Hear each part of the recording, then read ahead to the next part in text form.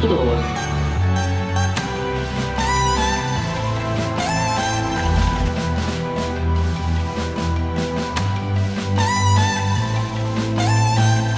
We'll see you around the timeline. Feels good to be back. I think that Rollup is one of the most premier media brands in crypto, and Andy and Robbie are great experts at everything they talk about, and it's my favorite podcast. Adding it to my library as we speak. Potentially multi-chain deployments. We are at DevConnect Day 1 here. I'm with Jesse from Space.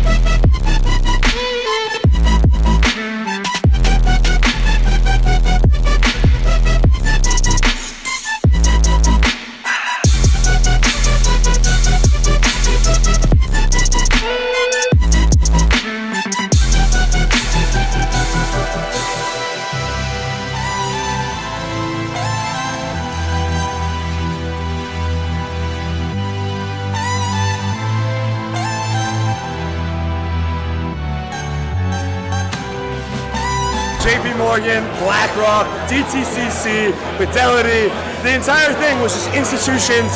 It's next level. This industry is going to the next level. And guys, I don't know what else to say. I'm bullish. He said it, he finally said it. I'm so bullish. Andy's bullish, I'm bullish, we're bullish.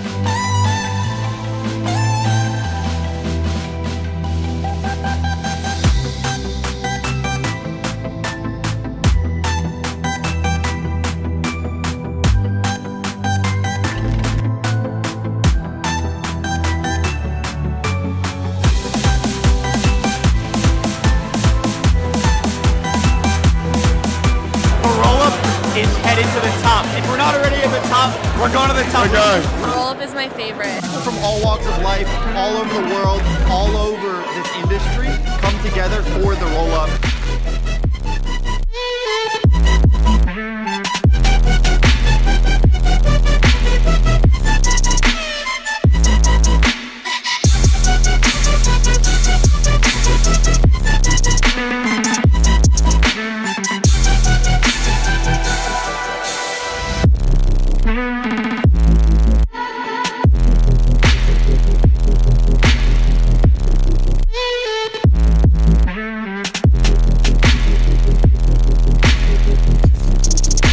Zoom out. The institutions aren't coming, they're simply here. It's the golden age of crypto, guys. Get right, let's go.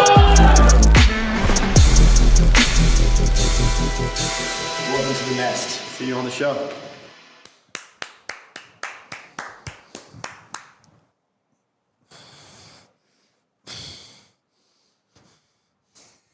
$9 per $61 hyperliquid. Ladies and gentlemen, welcome back to the Tokenization Tower, the Nest, broadcasting live from the financial capital of the world. It is a stellar day outside. This city is on fire right now. I don't even know how to explain it. I mean, this city is on fire. Knicks, World Cup, Canes won last night. SpaceX IPO at the NYSC just down there. Unreal. Unreal. Wow. Ladies and gentlemen, what a launch today for SpaceX, the largest IPO in US IPO history.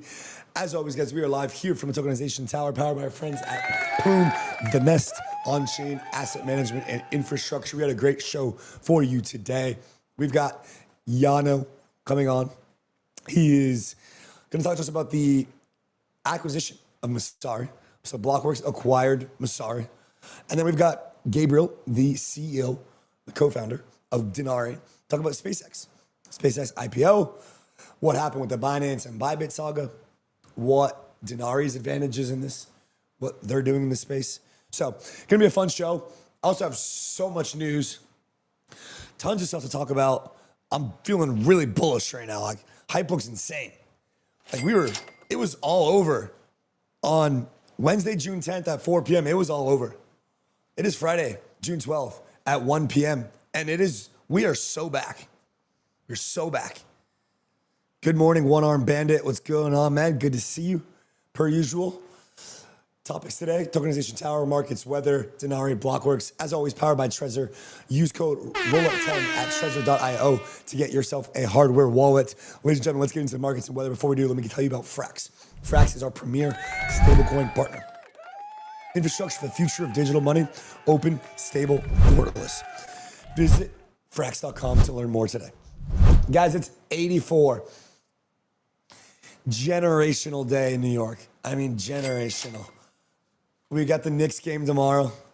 We've got the future of finance being laid at our fingertips in the financial capital of the world. It is beautiful. What a beautiful way to end the week. Beautiful. As always, our temperatures and our weather is powered by our friends at Relay. Let us know what you guys think about the background. You guys see the kind of sky view in the back? That is a new background. Let us know what you guys think if you like that. Today I've got LaCroix, Pura Vida, Bloom. As always, our weather is powered by Relay. Visit relay.link for all your cross-chain swaps and more. Let's get into the markets. Before we do, let me tell you about Dinari, our tokenized equities partner. Visit Dinari.com. We're going to have their founder on. Learn more about what they're doing at Dinari.com. All right, guys. We're up. We're up like Donald Trump. We're up like Donald Trump. Yes, sir. 64K Bitcoin. Wow.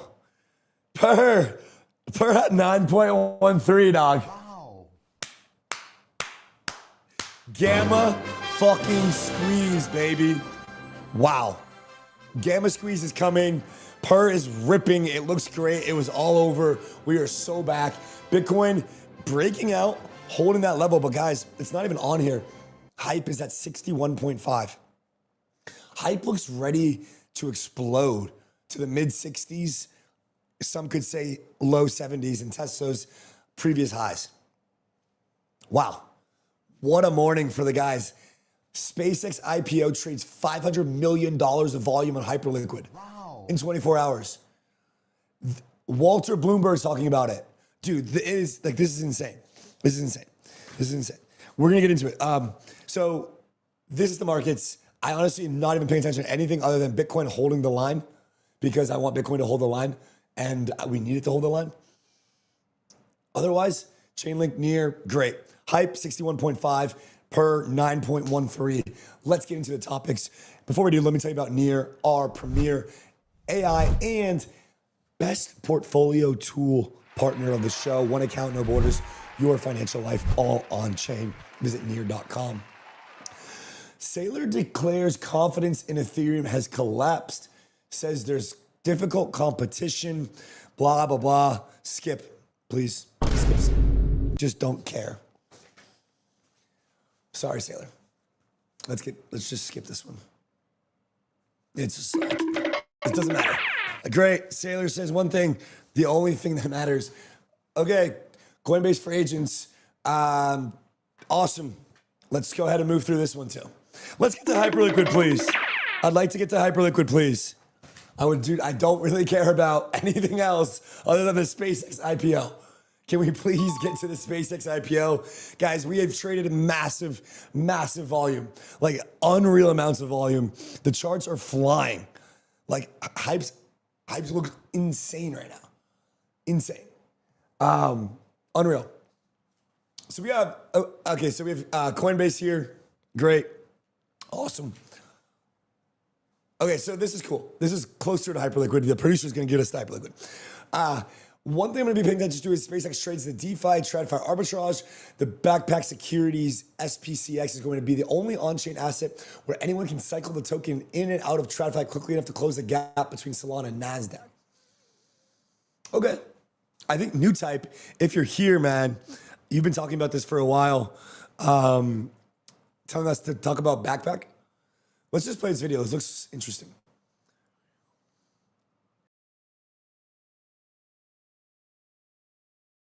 Yeah, so there's no audio here, guys, but you can just see how they're basically able to take the stock on the backpack exchange and then match the price pretty much as quick as possible. I mean, Solana wanted to be the on-chain NASDAQ, but it's unfortunate. I don't think it's going to happen, guys. I don't think it's going to happen. Can we please get to Hyperliquid? I do not care about being crypto.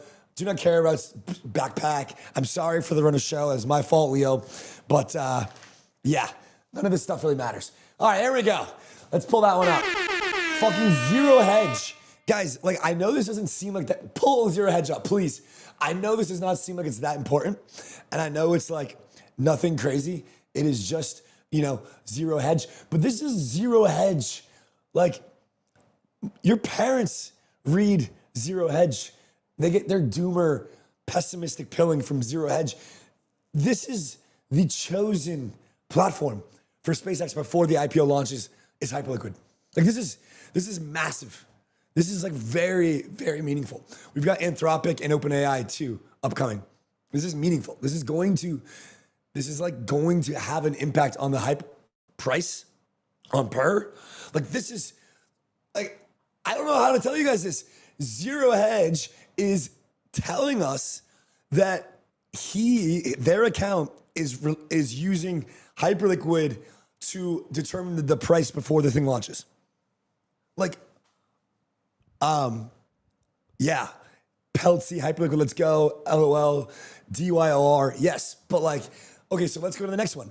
I'm pretty sure the next one, let's go to the next Walter, there was like a Walter Bloomberg one, that's insane too. Two of the largest, you know, like trading markets accounts that are not even crypto, they are full on referencing and posting charts of Hyperliquid. Like, guys, the thesis has always been there. Hype's at 62 almost. It's at 62 almost. It's at 61.8. Flying. Absolutely flying. Absolutely flying. Wow. Looking great here. There should be a Walter Bloomberg tweet in the back that's very similar. I sent in the chat. That one as well is pretty insane. Yeah. I mean, guys, we have the largest markets accounts tweeting about SpaceX. The actual pricing of the asset is very similar to the launch price of the IPO. I'm gonna pull this up. Let me just do this real quick.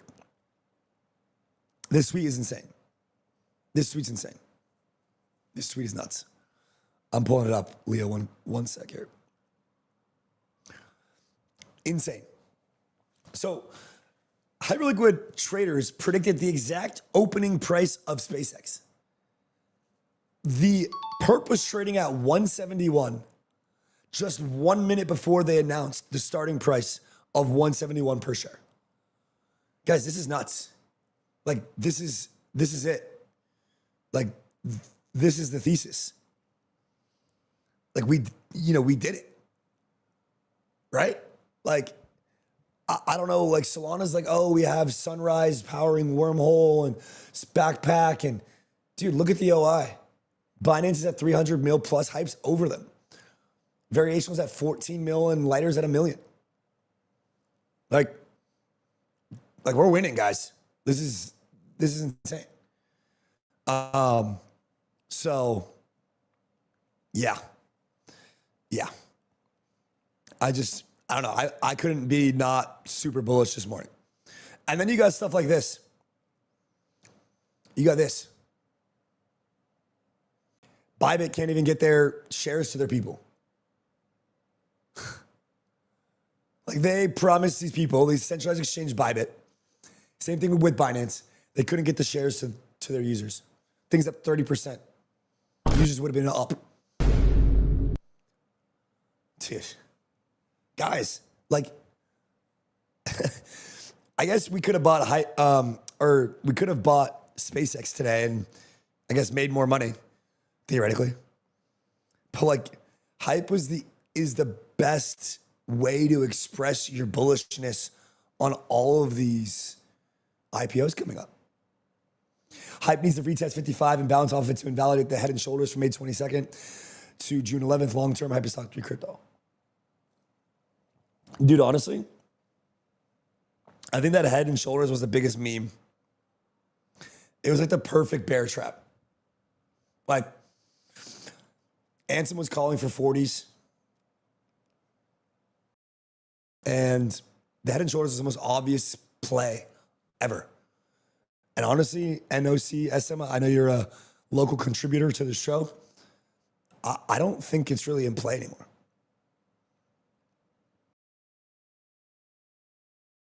I don't know. I don't really chart, you know? I don't really chart that much. But when I see stuff like this, and then I see this, and then I go to Walter Bloomberg,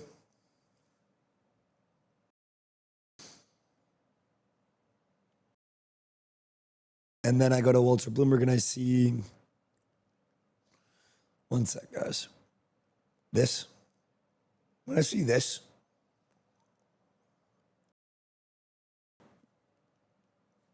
I don't know, guys. We're crossing the chasm. There's nothing else that is even coming close to doing this right now. This is it. I mean, this is one of the largest TradFi accounts. So, yeah. I mean, the OI is insane.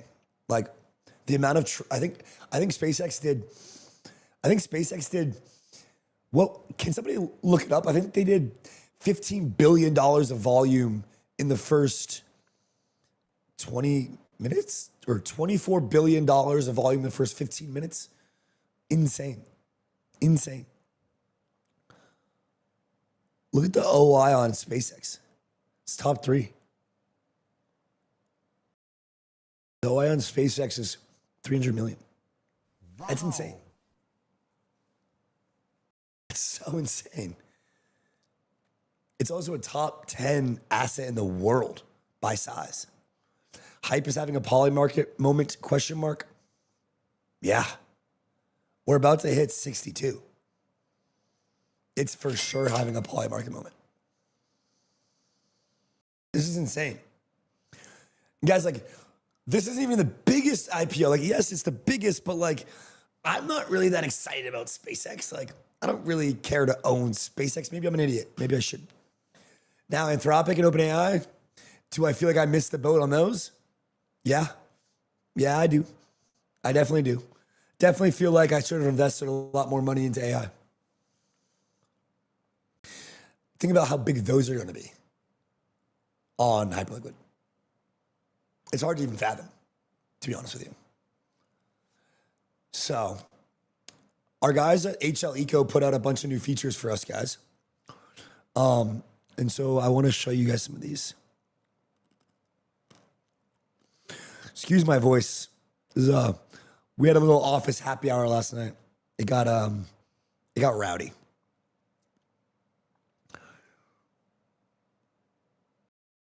I mean, look at this. Look at this. It's insane.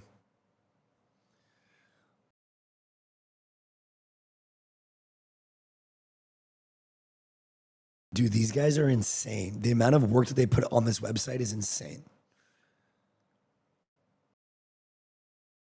So cool.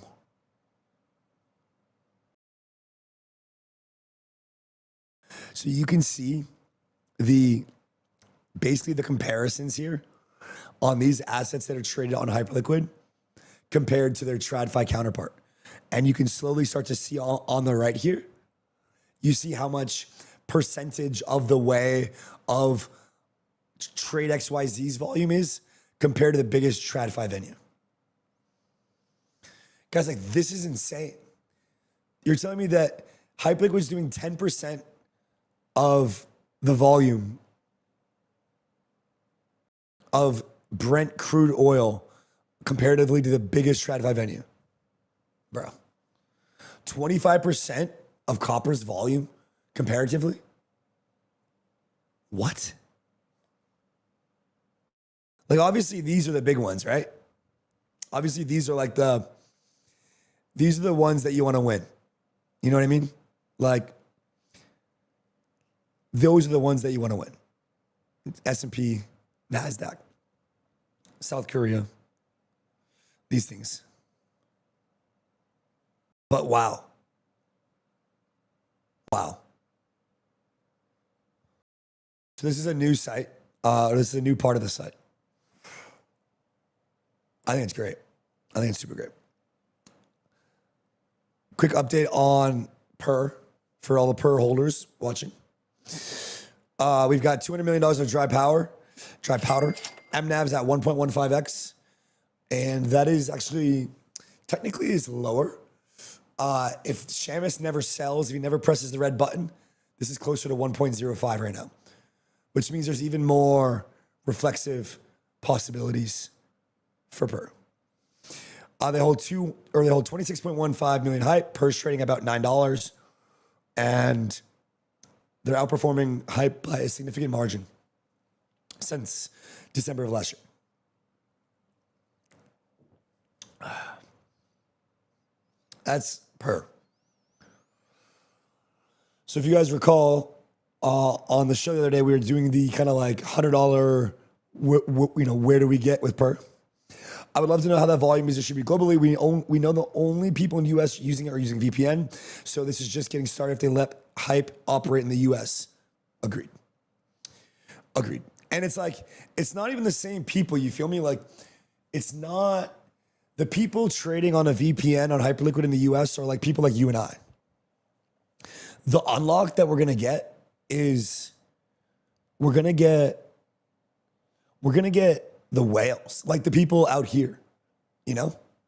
Like the people just down south in the big buildings down in Fidei. Those are the ones that will actually move this thing substantially in terms of volume. It's not even just like, it's not like you and I, messing around.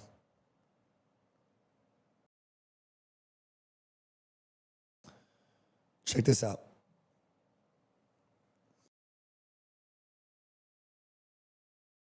How about this? Every market on each platform, same calendar quarter, core perp, HIP, 3 perp, spot, equities and crypto. Dude, we're going to flip Robinhood.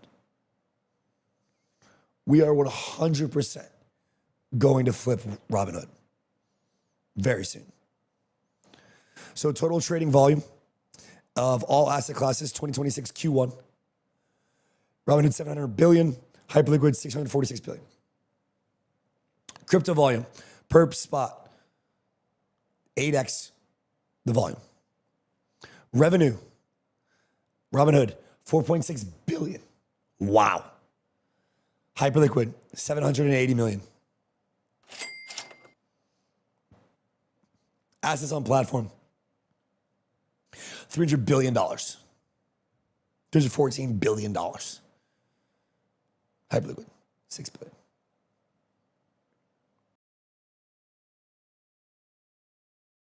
Take rate, Robinhood way higher, Terrible. You guys, I mean, like, you guys go on there after trading on Hype or trading on chain, and the fees that they charge you, oh my gosh. Like, it feels like a highway robbery. Like, seriously. This is insane, though, guys. All right, so let's do a little calculations here.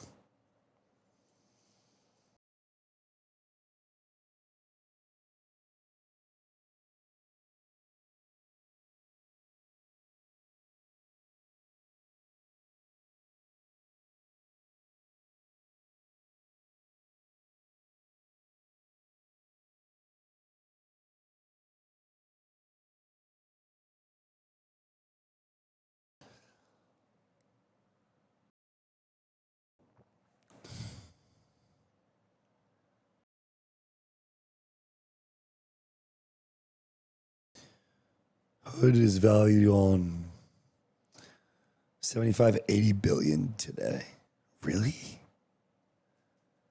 No way.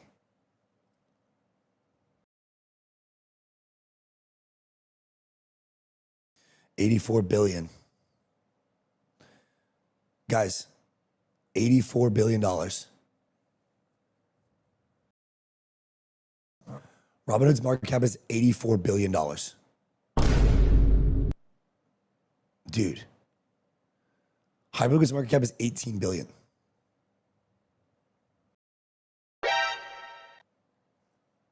Dude. That is a 4.5 times. Obviously, they're doing massive amounts more revenue. Like, it's not even really close yet. But wow. You guys can, like, see where the target is, right? You know what I mean? Like, you know, this is the target. What is Lighter doing today? We're going to drop an episode with Vlad tomorrow. Dude, honestly, Lighter looks great, too. Like, it's just steady. But come back here.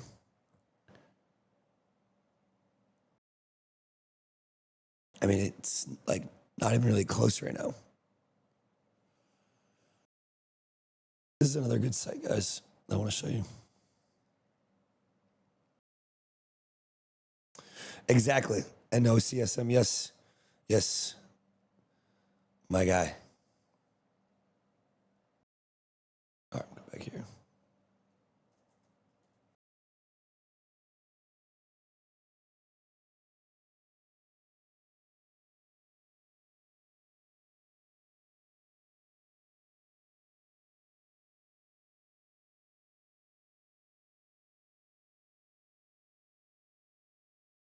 Yeah, you got to tell these clankers, you know, get their shit together. All right, so I like this site a lot. It's called perpetualpulse.xyz. It's one of my favorite sites. And you get to see the OI and the volume of the major perp dexes.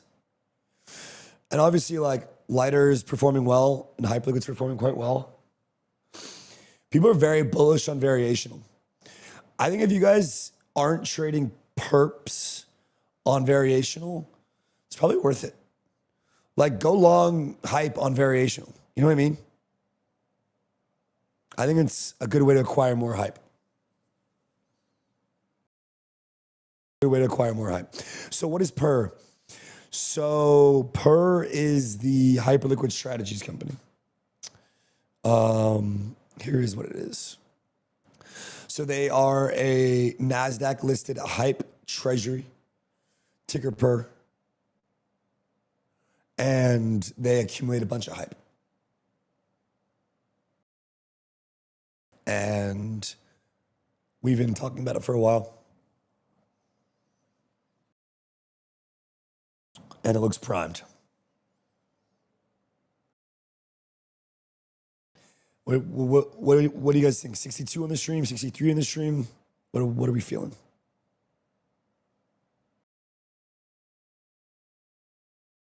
So I hope that answers your question.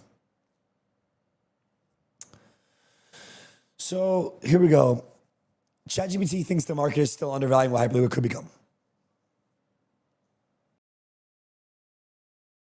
today you're roughly looking at, see, so this is the FDV, but it's really that $18 billion mark.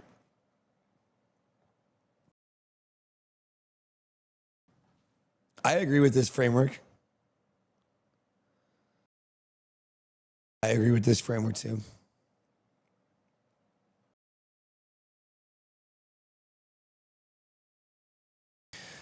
Yeah, this is the end game, guys. That is like the balls of steel, hodl on. Like, that is the thing. That's the end game. It's pretty funny to hear what the clankers have to say about these things.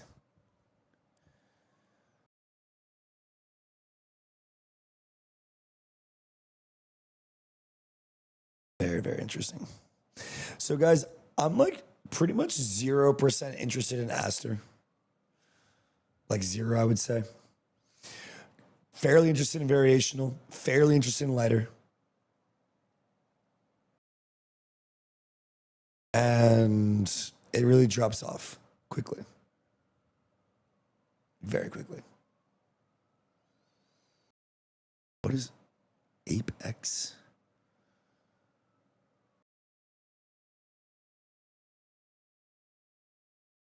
Should we go for 63? What do you guys think? I'm bearish variational TBH. Oh, that is a nice chart. Yes, PURR is a nice chart. Why are you bearish on variational? New type. Dude, this thing is fucking flying, man. I'm sorry, guys. This show has just devolved into watching charts on a Friday hungover. Oh, man. But I mean, like, this is a generational moment, guys. This is it. This is a generational moment. It's hard to understate getting the SpaceX IPO right when Bybit fucked it up, when Elon lost money because he listed the shares too low, when you've got Shamus on here just being giga bullish. Following a Knicks win, David, what a game. That was a hell of a game. Let me know if you guys can hear that. I wish I could say I didn't fall asleep, but I fell asleep. I'm going to just shoot some quick. You know what? About the unlocks and hype, they had major unlocks, but the team has been holding. Yeah, I don't even think about the unlocks on hype, honestly, at all. New type, why are you bearish variational? I think of it as a way to acquire more hype. What do you think about the unlocks, NOC? Do you think they should be a cause of concern? Because I don't even think about them. Cool. So I think this is like part of the big kind of picture here too. All of a sudden we get this Coinbase and Circle announcement where the 6 billion, give or take, of USDC on Hypercore, there was a deal that was struck that is 90% of that revenue going to Hyperliquid, to the assistance fund for buybacks. Yes. And there's an amazing site, HL Ecos /stables, that shows based on the interest rate, which is around like the 3.25% now, that's an additional $175 to $200 million a year in buybacks of hype, just because they were able to secure that deal. And that part of the thesis was not part of the thesis. We were just talking about HL. God, I gotta shut the fuck up and just let the guest talk. Huh? Just give us how this is. Amazing example of when you have sort of power, when you have power to be able to move pricing, how it really works. And, I don't think this is priced in, by the way, guys.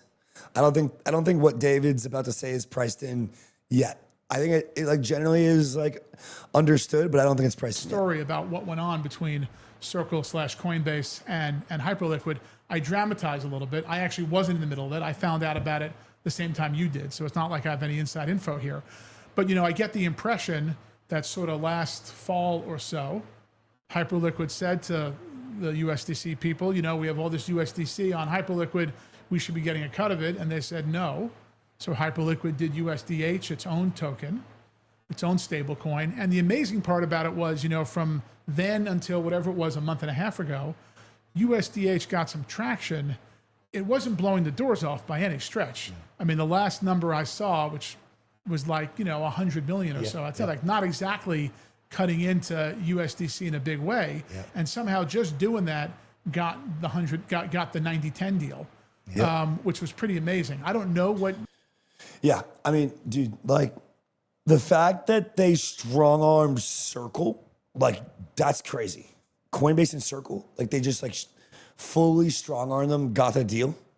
It's kind of insane. Like I know it's not, I know it's just a bit of revenue, just a couple $100 million a year. Here's the tool. I believe this is about the current interest rate, 3.25-ish%. $178 million a year. Unreal. Unreal.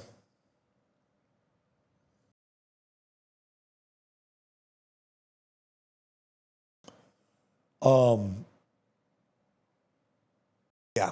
So 3.25%, $178 million a year.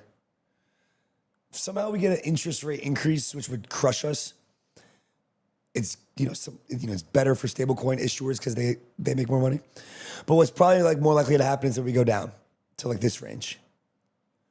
And that's $150 million a year on top of what's already happening. And I don't think that's been accounted for yet in people's minds. 15.6 billion MC current float, NOC says, and 58.9 billion FTV for hype. But honestly, if they are selling, it's probably OTC, worth looking into. Dude, I don't think they're selling. But I agree, it's worth looking into.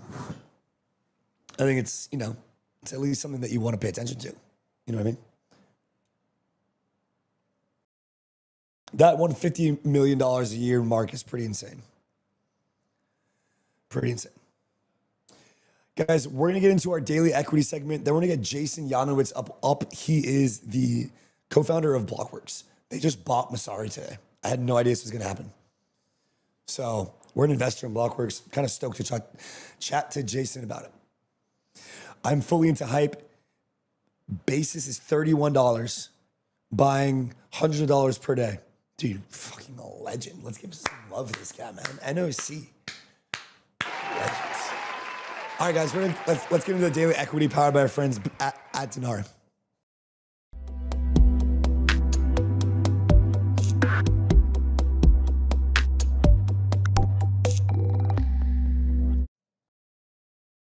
The SEC just proposed to rescind Rule 611 of the Reg NMS, the 2005 Trade Through Order Protection Rule.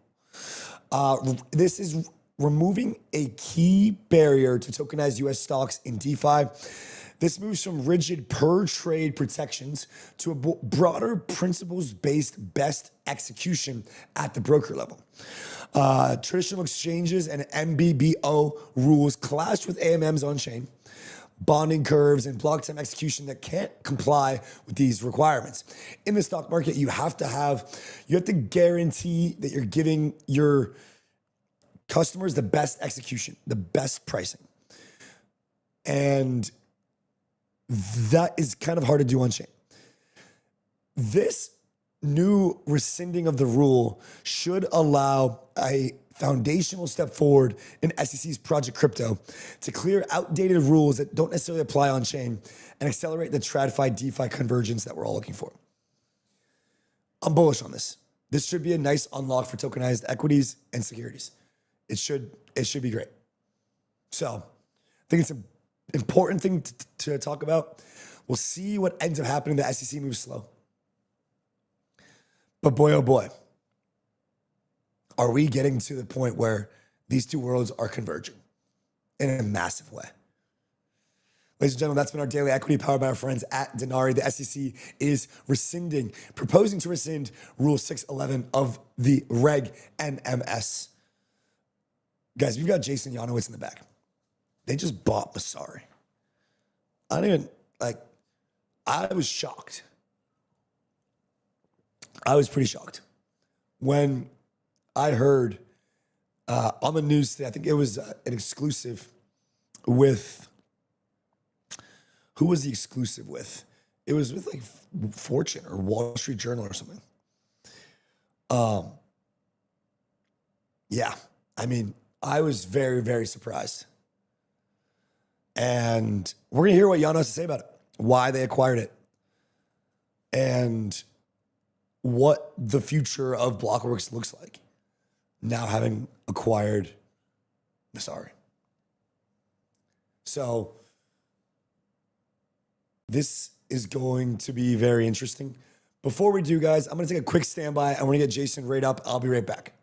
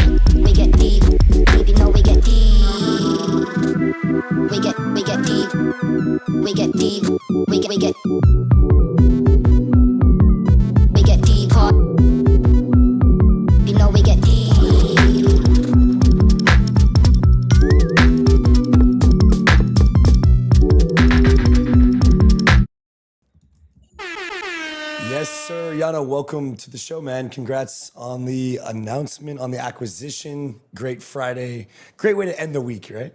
Great way. Great way. Yeah, there's no better way to announce an acquisition than doing it on the same day as the biggest IPO in the history of capital markets, you know? Yeah. What do you and Mike say? It's a great day to have a great day. Great day to have a great day, baby. Yeah, we text each other every morning. Oh, man. Okay, so what a interesting kind of headline from the media data market for those who've been, following Blockworks, Messari, Delphi, from the event side, from the research side, from the data side. There's been this kind of change across the entire space, man. And you come out today and you come out swinging over $10 million, buying Messari at a discount, previously valued at, I think, 300 million. Man, what's going through your mind when you're looking at Messari? Take us through like the chronological order here a bit. Let's kind of rewind the clock. Yeah. Okay. So I think to rewind the clock, you have to go. So Blockworks started 8.5 years ago. I won't bore you with all the details of, 30% of my life now has been spent on Blockworks. You have to go back about 9 months ago. I think Mike and I realized when we were headed into this bear market that we will come out of this bear market and it'll be a game of haves and have-nots. So in past crypto markets, you kind of go into the market and you emerge with like 20 people still doing the same thing. And that's fine. That's how early industries look. We're now 15 years into crypto though. And Mike and I thought this would be the market where huge consolidation happens. So when huge consolidation happens, it's not like a game of equals. You have haves and have-nots, and you have real winners and losers. So Mike and I mean, sounds cheesy, but you have a decision to make as a founder then, which is, do I want to be the consolidator or do I want to get consolidated? And for many of our friends who started businesses around us, crypto businesses in 2017, a lot of people wanted to sell, right? A lot of people said, let's get consolidated. And that's a great outcome, by the way. You get to sell, you get to make some money, you get some cash. Maybe you can roll your equity into a company that's going public. We didn't want to do that. We wanted to become the consolidator. So we raised money. We had announced that a couple of weeks ago, right? Parify, Reciprocal, Coinbase Ventures.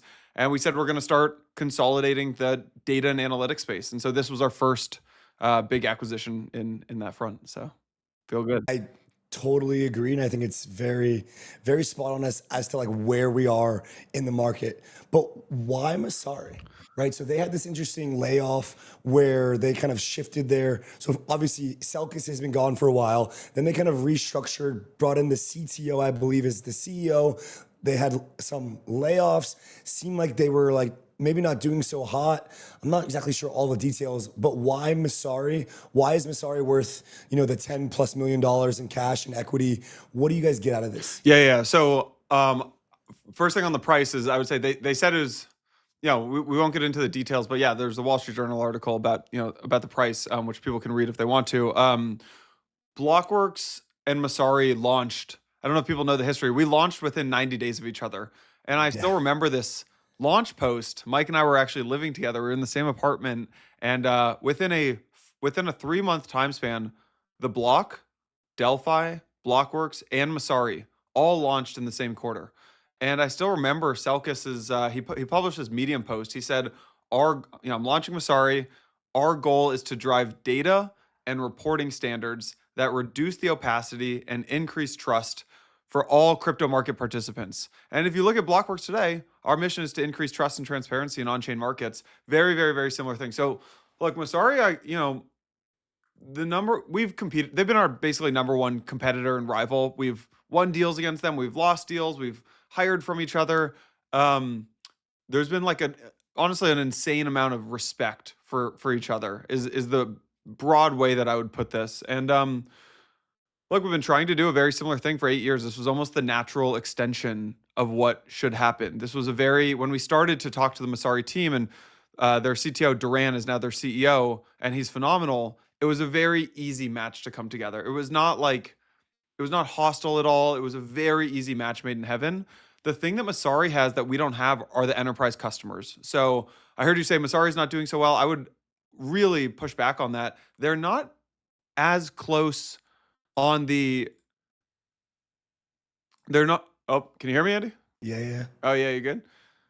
They're not as close on the maybe crypto Twitter sphere anymore, like the retail investor, but they do really well with the enterprises. So they have these huge enterprise contracts, and they've been pushing really into AI agents a lot, and that's one of the main reasons we're acquiring them and started excited to work with them. Is they have an amazing customer base of enterprises, fintechs, payment providers, financial institutions. Yeah, man, that's incredible. And I know you don't want to talk about the numbers. But you're talking about being a consolidator, right? And you're talking about Blockworks kind of starting to eat some of the market by means of acquisitions, outcompeting, whatever it is, right? Is the bigger vision then for what you're trying to do to eventually build this up to something significant enough to go public, or to like how has your vision for the Blockworks company changed following the new direction, very, very deep into data, kind of away from the media side, away from some of the other angles of business? How has your vision of the company changed post this acquisition, post this kind of new direction? Has it changed, or is it more or less similar? The moment we decided to be the consolidator and not the consolidated, the vision has to change, right? So Blockworks will go public one day. I don't know when that is. I don't know if it's in 2 or 3 years, or if it's in 3 or 4 years. Blockworks will go public one day. To do that, though, we have to continue doing a better job of serving customers. So here's the thesis.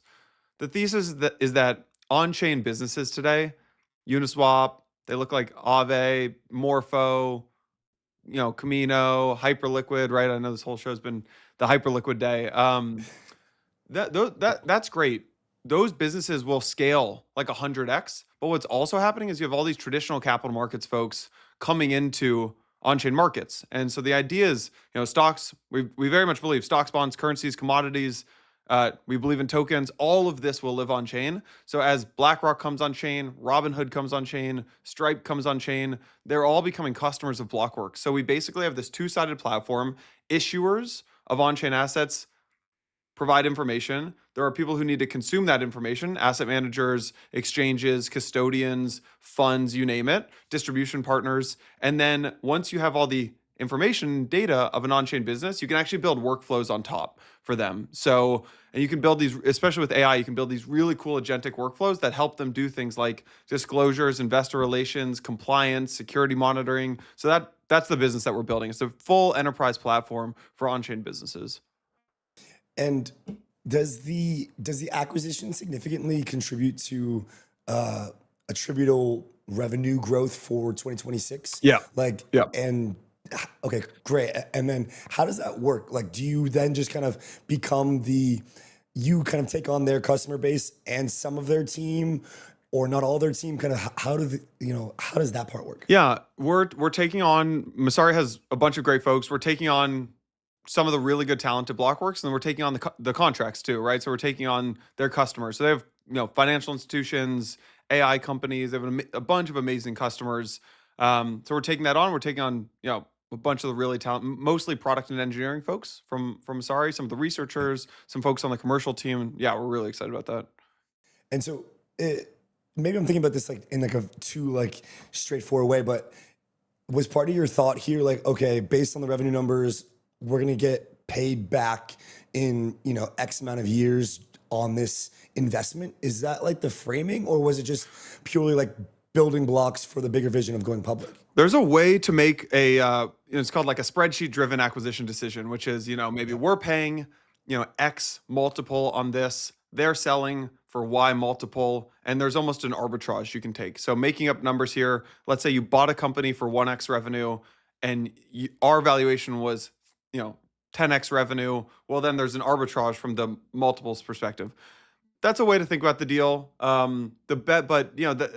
That's less applicable here. The better thing to think about here is that they're giving us something that we don't have. So for us to build what we wanted to build, we needed two things. We needed breadth of data, and we needed to break into the enterprises. So Blockworks and Messari we were trying to tackle the same problem. We went really, really, really deep into data. So I've seen you post our charts, which I appreciate. We have the deepest data for on-chain businesses. Like, we can tell you more about Solana or more about Hyperliquid data than anybody, but we don't really have the breadth of data. So if you go to our data, if you go to Blockworks' site, we don't have every single asset covered. Messari went the other way. They went wide instead of going deep. So Messari, we had depth, they had breadth. And now you have all of this in one single data platform. We're now the largest data platform in the industry. And then they had broken in with the enterprises. So we really focused on the crypto natives. They focused on the enterprises. And now we've got both. And Yano, someone in the chat is asking, what is the TradFi equivalent of what Blockworks / Messari do now, all Blockworks? And how do you think about that or their entry into Yeah. this world. Dude, where do I see this chat? Put me in the chat. Let me jump in here. Let me get in the chat. It's on YouTube. I gotta see the chat. What's up, chat? Let's see. How do you think about it? Okay, there's probably two ways to think about it if you're looking for an analogy. One would be Moody's and S&P. So in traditional capital markets, you have the assets, right? SpaceX, they issue a stock on NASDAQ. That's the asset, right? SpaceX is the asset here. You also have the information providers that sit around capital markets, that kind of sit at the center of capital markets. And those are, Bloomberg, Moody's, S&P, FactSet, CapIQ, Morningstar, and oftentimes those businesses are actually worth more than many of the assets themselves. So I think about us as probably a, it's not a perfect analogy, but Moody's or S&P would both be good analogies. So Moody's is an $80 billion business, information platform for capital markets. S&P, $120 billion business. Where it's a little bit different though, is they sell to investors mainly. Like their customer would be an investor. We think about it as this two-sided marketplace between the issuers and the people who need to underwrite the assets. But then you can actually build these enterprise workflows on top. And that business actually looks very similar to something like a Palantir. So I think about it as Moody's and S&P helps us pull in all the data, two-sided platform, and then you can actually build agentic workflows on top, very similar to a Palantir. Freedom Guy 1776 says all-encompassing, ... full spectrum dominance, ... Let's go, Freedom Impressive. 1776. Most impressive. Let's go. And so, when you're looking ahead now, you have additional revenue, you have a wider set of enterprise customers, you've got more breadth to the data, you've got a more foundational, basically platform now with Blockworks. You've got these, agentic workflow possibilities. You've got more data. You've got better data. Like, what's next? Who's the next acquisition on Blockworks' table? Because the roll-ups in a bear market, but the boys are doing all right. So I mean, dude, I see you got like 3 drinks on your table. Is that beer? You got a Red Bull. You're doing just fine, Andy. You're good. Look at that view. Bear market? That's not a bear market view, my friend. You should have seen our office. Let's see. I mean, okay, what's next for us? Like we need to verticalize the data stack. So I would see us push, deeper down into the, to verticalize the data stack and own more of the infrastructure layer. But look, like crypto's gonna win. It's impressive people are watching your chat on the day of SpaceX. Like, it's deep in a bear market right now. Crypto's gonna win. I mean, if you look back at just the history of tech booms and busts, like this is just a bust period right now. And I was just listening to a podcast about Facebook couldn't raise a round after social media busted, right? And everyone's saying social media is dead. Facebook will never be able to pivot into mobile. Facebook will never be able to monetize. Facebook will never be able to get profitable. Very similar to crypto right now. Crypto will never have apps. No one will ever use it. The infrastructure will never scale. Tokens will never, go mainstream. Everything will be a token in 5 years. Like this asset class will win. The technology will win. So I think for us, it's just, we need to figure out how, I think good businesses can do well in good markets. Amazing businesses can do well in bear markets. And so we're just looking to get as large and as, continue growing as big as possible in a bear market. Cause then that's when the really fun stuff happens, is when the market turns. Yeah. I'm with you. I guess just a bit more concretely, Yano, is there like a specific part of the business that you think needs a bit more, beefing up by means of acquisition, or just kind of broadly? Just that answer was like, very solid, but I mean, look, broad. I think you will see us continue to raise more capital, and you will see us, get pretty acquisitive in the future as well. I guess this isn't the last acquisition we make, and I guess there's probably more capital that gets raised as well to help finance some of these acquisitions. I can't say Beautiful. Can't say who, but yeah. So how about the Knicks, man? How about them Knicks? How about the Knicks? Electric. Dude. Unreal. Wow. Unreal. Saturday is going to be insane, huh? I mean, look, it's a good time to be living in New York. I don't know if you live here full time, Andy, but it's a good time to be in New York. Good time to be a New Yorker. I think it's funny. You see a bunch of stuff anti-New York on Twitter, and it's an electric time to be in New York. So it's also a good time to be buying tokens. I'm just gonna put that out there for the record. It is a good time to be buying tokens. I know you're doing God's work over here, helping folks buy the right tokens. I saw you had a nice thing with Near going on, but yeah, it's a good time to be buying tokens. I'm now, for the first time in probably a year and a half, starting to get aggressive about buying tokens. I think this market's going to turn, so I feel good. Last thing for you from NOCSM. How do the regulators fit in your business model, and how will things like clarity impact how you generate more value, holistically? Yeah, good question from NCSM. Yeah. Give me in the chat. Yeah, it's really good. Clarity is probably the most bullish thing that has ever happened to Blockworks. If we get it, we really want it to happen. We actually launched something called the Token Transparency Framework, which is just a public open source disclosures framework for the industry. We think one of the biggest things holding back tokens is a lack of disclosures. And we've actually gone into DC and presented this to both the CFTC and the SEC, many times for both, specifically for the SEC. And look, they're a big fan of it. And so, it'd be a very good thing for Blockworks' business if we get clarity, is what I'd say. Love it, man. Well, congrats, Yano. Cheers to you, man. Cheers, sir. Cheers to more acquisitions, to the market turning, and crypto winning, man. Winning. I think this has been an easier bear market than previous. I think it's been harder for a lot of people from the lens that you started this conversation with the haves and the have-nots.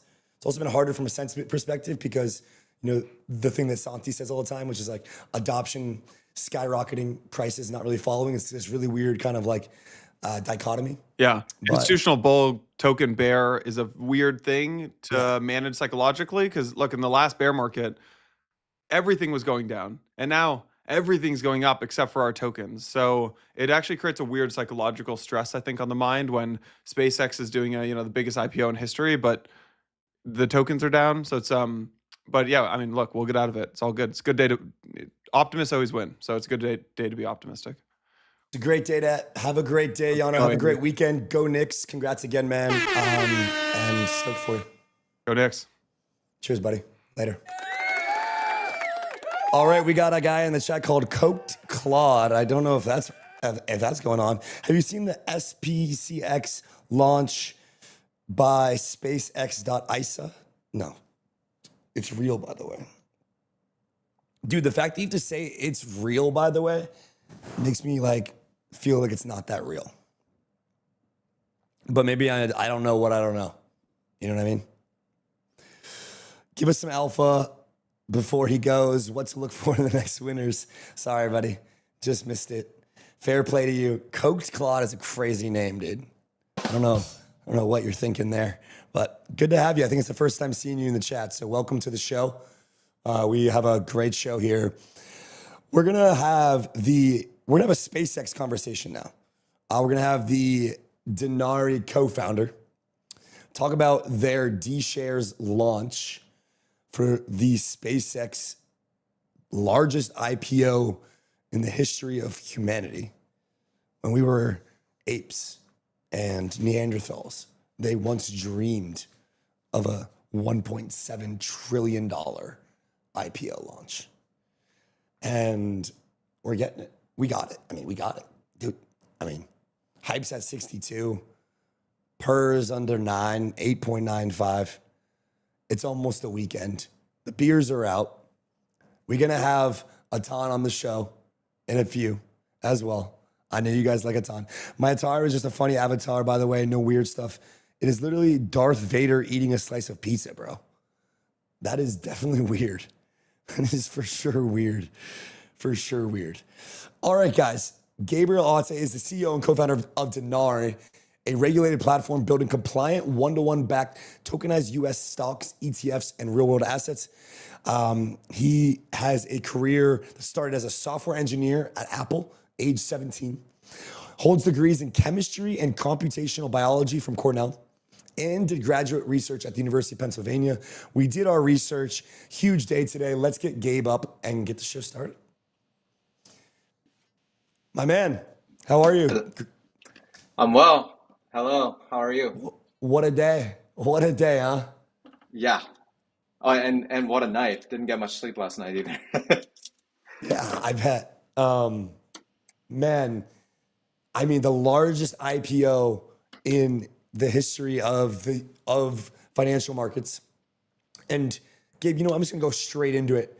Binance and Bybit both screwed up, and they were not able to fulfill their users' demands for the IPO because a competitor of Dinari, X Stocks, was not able to get the underlying for their SpaceX shares. And so I think this really causes for a conversation of like, what the hell are we doing here? So there's a couple things to go over today, which is that, and this new reg rescindment proposal from the SEC, I think is very interesting as well. I know you guys also put out your one-to-one back D share today. So that's kind of the context. That's the groundwork. Maybe just take us through the last 24 hours, man, from your perspective, and at just high level, what you guys are building at Dinari, how it works, and welcome to the show, man. Thank you. So obviously,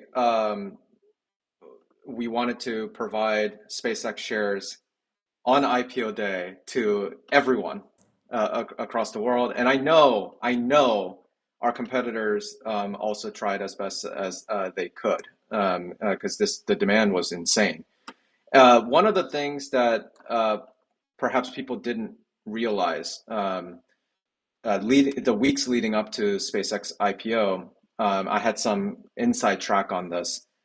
It was they specifically for probably regulatory reasons or something like that, SpaceX didn't want people outside of the United States to own SpaceX stock, and certainly not get allocations for the IPO. And one of the, obviously Dinari is, yes, we are a tokenization platform. Yes, we distribute tokenized stocks and things like that, but we're also a FINRA regulated broker dealer. And so we had some information along these lines that perhaps others didn't. And so it was a real question about how do we provide this in a compliant way to people around the world while maintaining some of the sort of regulatory limitations that SpaceX was trying to pursue and things. So there was a lot of moving pieces leading up to this IPO. Obviously, we're able to get all allocation. We were able to sort of back these D shares, and we were live this morning and trading, which was really fantastic to see. But it was a lot of moving pieces, and I don't think we were even sure, sort of in the 48 hours leading up to whether this was all going to land or not. Obviously, it landed for us, and we're really glad for that. But I will say that ultimately, the regulator route was important here. Yeah, because I think people want to know what they're buying, right? Like they want to know that they're getting exactly what they think they're getting, and I think that's an important. I think this is like the beginning of that market awareness curve. Like we've been talking about it on the show quite a bit. The different types of tokenization, the different qualities, the trade-offs. But I feel like with this launch, it's going to really start to become more of like it's become more of the rhetoric of what are you buying when you're buying a pre-IPO perp on Hyperliquid, or when you're buying a Dinari D share, or when you're going on Solana and buying their product through Sunrise. What are you buying? And so I think that's something to understand. When we're looking at D shares specifically, what are we buying?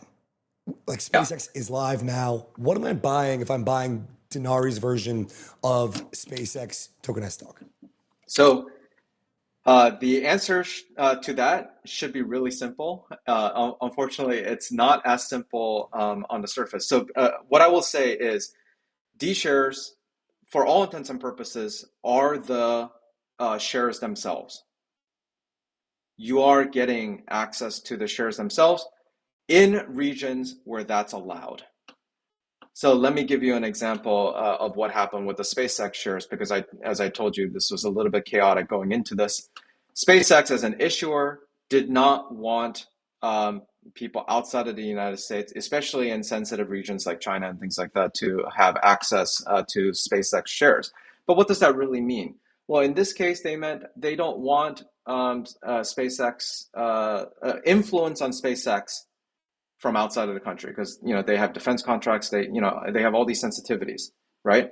Well, so the wonderful thing about tokenizing such share is you can actually split voting rights from the underlying share from an economic perspective. And I say economic perspective that includes things like dividends and corporate actions and things along those lines. They don't care about people outside of the United States having access to that, but maybe they were sensitive about having voting rights, right, issued. And so in this particular instance, we were able to modify these shares based on the region that they were issued to, so that we stayed completely in compliance, but also people could get access. So the default mode is that D shares is the share itself. And that's what you're getting exposed to, which is something that I think almost no one else that I know of in terms of competitors, when you're buying the tokenized form, you're not getting the actual share. But that's the default D shares. We may, in certain circumstances like SpaceX outside of the country, turn off things like voting rights out of just sensitivity and regulatory reasons. Yeah. Got it. And that is on the far side of the spectrum comparatively to like owning a 1x long on a perp. Like you get effectively no ownership, pure derivative. And then D shares is nearly the equivalent of full ownership and custody of the asset.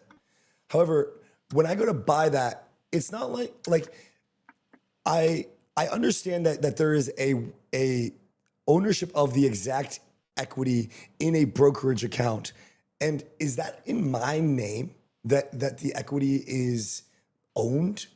And so I KYC own the equity, and then you guys are able to have access through your FINRA licenses, through your broker dealer, to have a sub brokerage under my name. And then I own that stock under my name in your custody setup. Yeah. So you're based in New York?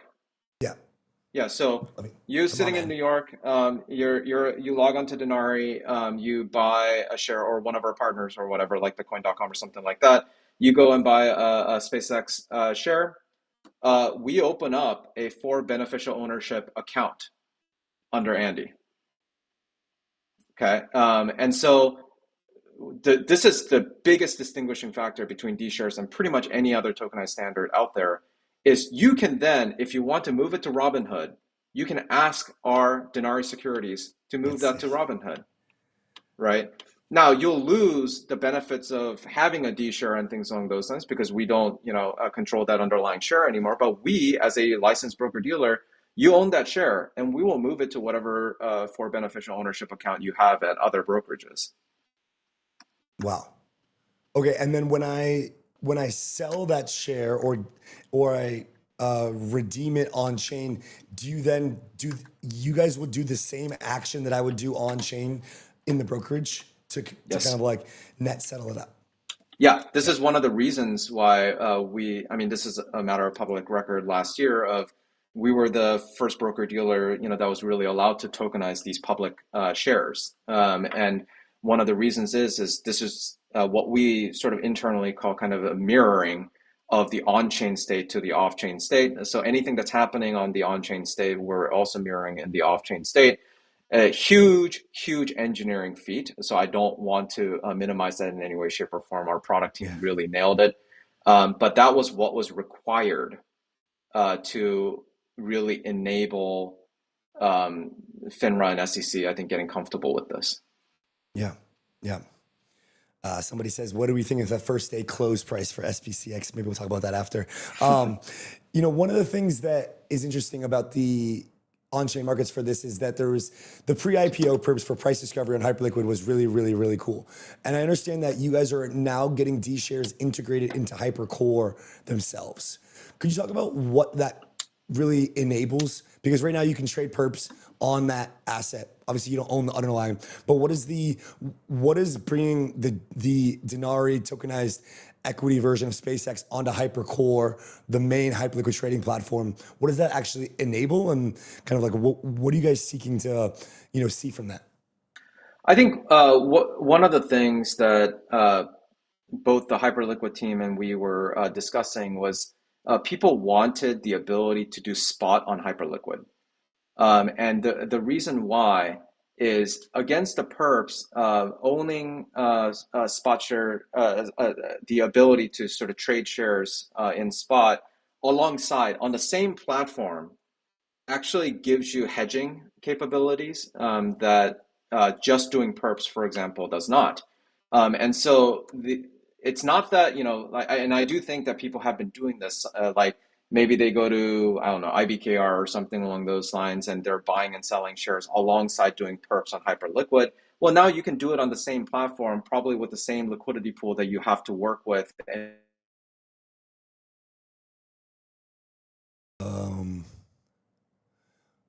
I lost him.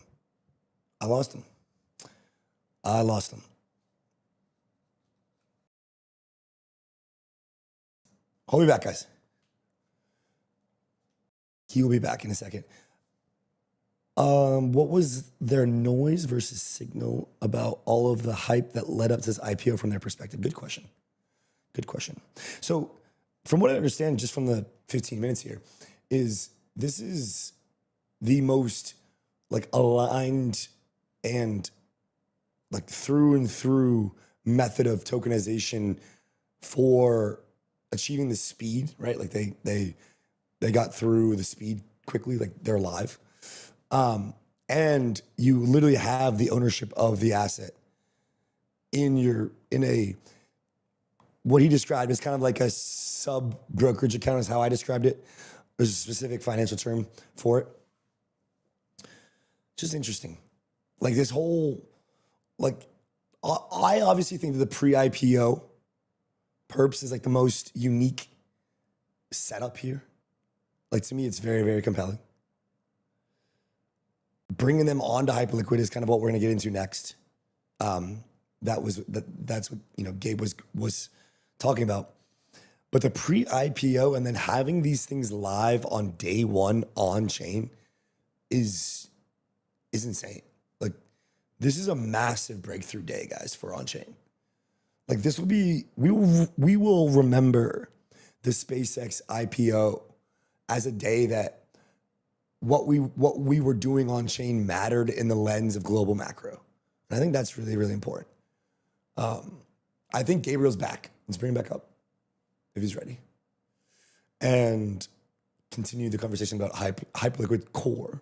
Because you can now trade D shares there. Let me pull up Hyperliquid there.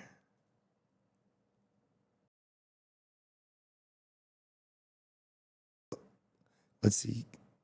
So SPCX.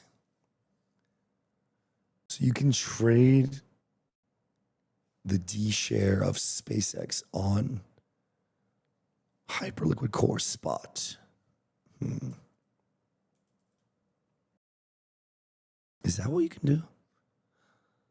We can't see him. Yeah, no, he's coming. Price is heading back to 167, 166 for SPCX. Is it a buy opportunity coming in for the same day selling? Oh, man, that is not my expertise. That thing is dumping right now. I don't know. I've steered clear of it. I've steered completely clear of it on purpose. Didn't really want to touch it. I don't know. I don't know if it's a good chance. When the hell is Binance going to let me buy hype tokens outright? Dude, isn't it insane that hype's been around since November 2024 and Binance hasn't listed it yet? Like, that's insane. That is insane, guys. Absolutely nuts. Like I thought it would for sure be listed by now. It's not. All right, we're gonna get Gabe back up. Been scalping SpaceX all day. Going to eat steak tonight. Gabe, yeah. Thankfully, while you were gone, there was some antics going on here with the community, but good to have you back. We were talking about the tokenized D-share SpaceX equity on Hypercore, what that enables, and what you guys were seeking to get from that kind of like integration. Yeah, so this has been definitely a collaborative effort with Hyperliquid. I think really the name of the game in terms of having spot was to enable hedging on a single platform between the perps and spot. And this is something that people are already doing using other platforms like IBKR and things like that. But really now, perhaps for the first time ever on chain, you can do it on a single platform, which is pretty amazing. And it's definitely for the benefit in terms of just the rapid pace at which you can sort of enable these hedging positions between the perps and the spot. And of course, being able to do that with prices that you would see on the normal market is, I think, a first as well. Yeah. And so is this live now? It is. Okay, I'm on Hyperliquid right now. It's in spot, right? It's in spot. I believe the ticker is SPCXD. Got it. Why can't I find it? Anyway. Oh yeah, there it is. SPXCD.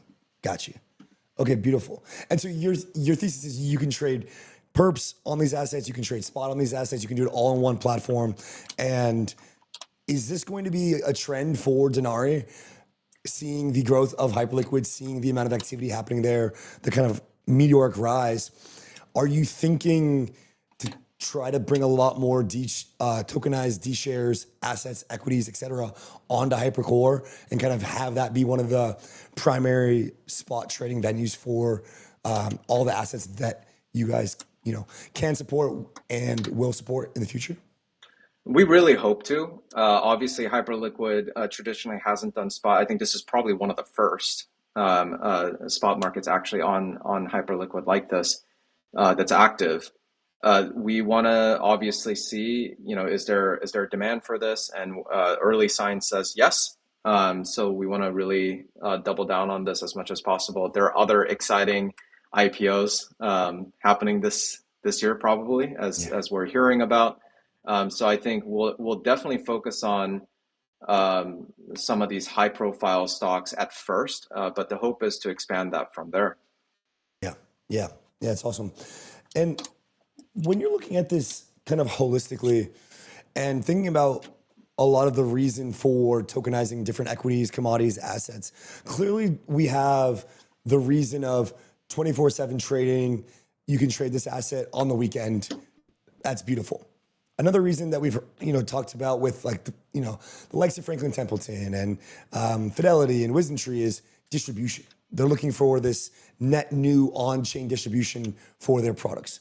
However, this specific asset kind of seems like it comes with a caveat in that you're saying that there's a bit more geographical restrictions and it's a bit of a special kind. Is 24/7 and the distribution, is that like the core of the thesis for why you are betting a lot of your career, your time into this tokenization of assets on chain? Well, maybe you could just give us your, I'm the CEO of this company. This is my vision. Here's what the kind of end game may look like. 24/7 and distribution is a part of it, but here's where I think this is going. I'd just be curious to understand what your longer term view is here. So a lot of the features that you mentioned are the features that kind of allow people to think about why tokenized shares are better than traditional shares today. But if we're talking about and looking at things from a historical perspective, stocks used to be on pieces of paper.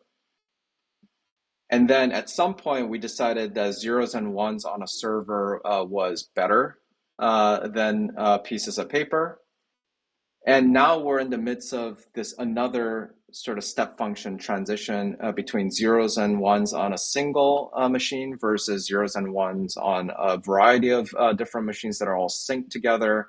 And all of a sudden, these shares are the programmable version of the digital shares that already exist in the market.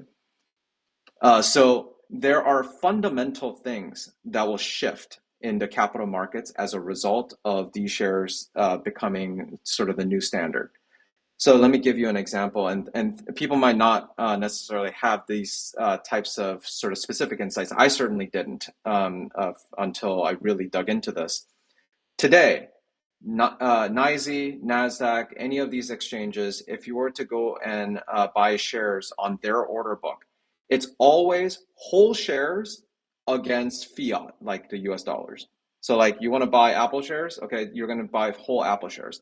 What you perceive as being able to buy fractional shares at, Robinhood or E-Trade or whatever is all virtualized handling by the broker dealer. So they're buying whole shares and trying to sort of dole out fractional shares. There are a lot of inefficiencies in that, but there's also specific limitations. So let me just highlight one example to get people's mind thinking. Okay, if the order book itself, because broker dealers don't really control order books, it's the exchanges. If the order book itself is whole shares, you can never have a direct one-to-one swap, for example, between Apple and NVIDIA. Right, because they're not going to have notionally, they're not going to fit one-to-one, right? So that's an actual technological limitation of how our infrastructure works today. But that's what we should head towards as a capital markets if you're looking for efficiency and if you're looking for what's beneficial for the end owner. And let me explain. We all have this experience if we've ever bought or sold shares. Let's say you have Apple, you want to go into NVIDIA. Okay, that process is you sell Apple, you get dollars back. Maybe that takes 1 day, maybe that takes 3 days. And then you go into NVIDIA. Well, by then, maybe the market has moved. It's just certainly not as good of a deal. I certainly have found myself in that position where I'm frustrated. I'm sure others have. But it's also a taxable event because you've cashed out. So you can't actually put money, the same amount of money back into the market because you need to hold some money back for taxes now. Right?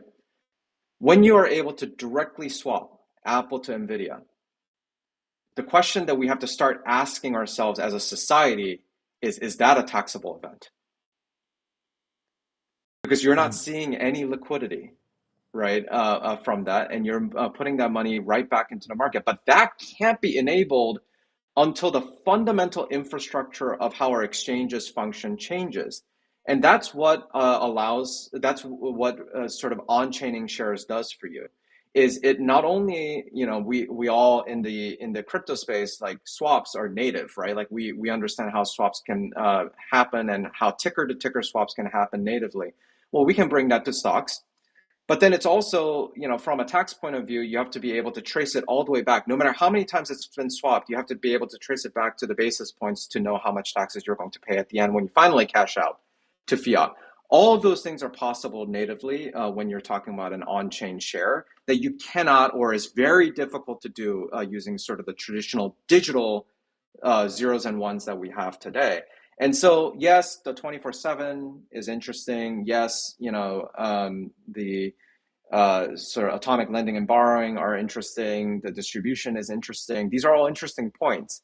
But the end game here is when the entire capital market shifts on chain, there are going to be fundamental sort of new features down to the exchange level, all the way through to the issuers themselves and the broker dealers, all involved will have not only this efficiency built in, but new features that are currently not possible that ultimately will benefit the end user, for example, in being able to swap from one ticker directly into another without having to go through fiat. And maybe as a result of that, won't even have to pay taxes on that particular swap. Fire me up, coach. Fire me up, coach. We're getting the entire global capital markets on chain. You know what that reminds me of is You know, when you sell a property in the States and then you go to buy another property, there is a beautiful tax advantageous way to not sell or not pay capital gains because you're literally putting it back into the real estate market. It's pretty much the same concept here. Yeah, and so logically it makes sense, but our technology that runs the capital markets today is not built for it. We can't really enable it, and so we need to on-chain as quickly as possible the entire market. Yeah. What is your boldest take on how tokenized versions of major IPOs or major equities like SpaceX, what is your boldest takes on how that will reshape global equity access in the next couple of years? We talked about some of the advantages here, taxes. Somebody in the chat is saying that would be absolutely sick if we could do that with equities. But when it comes to access, what is your really bold view on access and how you guys are enabling that at Dinari? So today, right, so we talked about the historical perspective from paper to zeros and ones. That's where we are today. But a lot of things had to be built around those zeros and ones because of the fundamental limitations of the zeros and ones on a single computer. And I'm oversimplifying here because obviously there's multiple computers involved, but largely it's all sitting in a central place today that ledgers what everyone's ownership is.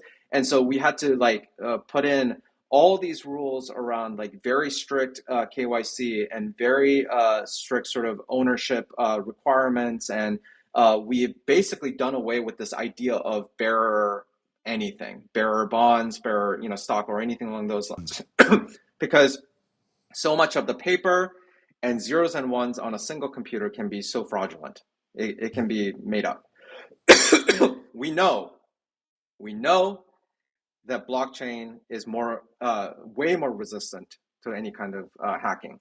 So today we're in a weird place. We're in a weird place where we have these tokenized shares and we are backing them with zeros and ones on another computer.